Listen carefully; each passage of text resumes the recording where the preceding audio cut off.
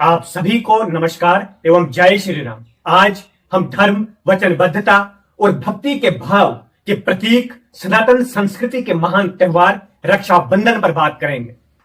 त्रेता युग में घटित होने वाली एक ऐसी घटना से रक्षाबंधन का त्योहार प्रारंभ हुआ, जिस घटना का संबंध महाराजा बलि और माता लक्ष्मी से जुड़ा हुआ है। महाराजा बलि ने दानव कुल में जन्म लिया, परंतु इसके बाद भी वे अत्यंत धर्म प्रिय तथा दानवीर और ज्ञानी थे। भक्त प्रहलाद के वो पुत्र तथा भगवान शिव के अनन्य तथा परम भक्त थे। भगवान विष्णु ने जब अपना यामन अवतार लिया तो भगवान यामन ने महाराजा बलि से यज्ञ करने के लिए 3 पग भूमि दान में मांगी।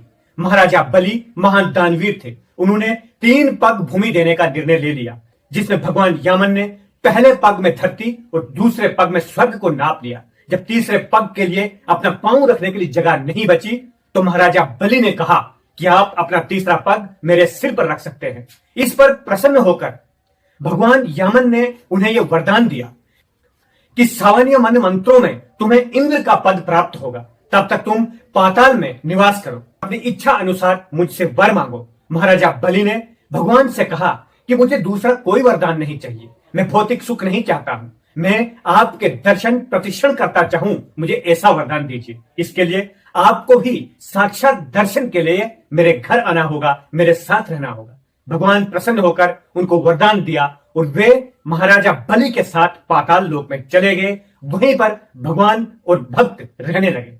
वैकुंठ छोड़कर जब वे पाताल में चला गए तो माता लक्ष्मी को बहुत चिंता हुई। वे दौड़कर भगवान शिव के पास गई कि मेरी सहायता कीजिए, क्योंकि प्रभु अपने वैकुंठ धाम में नहीं है। इस पर भगवान शिव ने उनसे कहा कि मैं तुम्हें नागराज वासुकी को सहायता के लिए भेजता हूं। तुम नागराज वासुकी के साथ मिलकर पाताल लोक में जाओ और भगवान को वहां से ले आओ। तो माता लक्ष्मी ने नाग कन्या का रूप धारण किया और नागराज वासुकी ने एक डोरी का रूप धारण किया। माता लक्ष्मी जो नाग कन्या के रूप में थी, उन्होंने महाराज बलि से कहा कि मैं अपनी रक्षा के लिए तुम्हें यह रक्षा सूत्र बांधना चाहती हूँ। महाराज बलि बहुत दानवीर तथा धर्म प्रिय थे। उन्होंने प्रसन्नता से कहा कि आप अपना ये रक्षा सूत्र मुझे बांध सकती हो।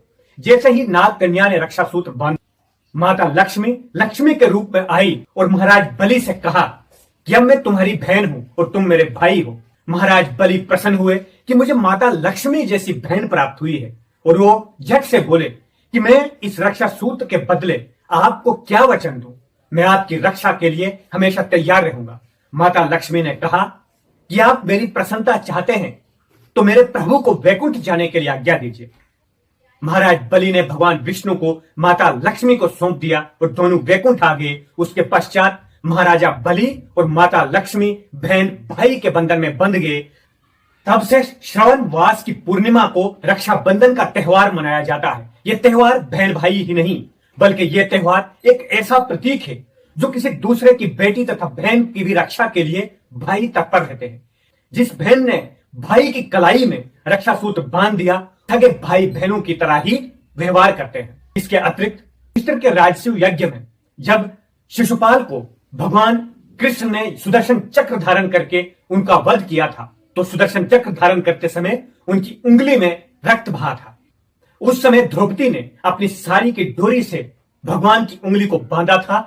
उसी समय भगवान ने यह वचन दिया था, आपकी इस डोरी के धागे का एक एक ऋण मैं चुकाऊंगा। और जब द्रौपदी वस्त्र हरण हुआ तो एक ऐसी साड़ी के रूप में भगवान ने द्रौपदी की रक्षा की थी, जिस साड़ी का ना आरंभ था ना अंत था, जो परमात्मा का ही स्वरूप था।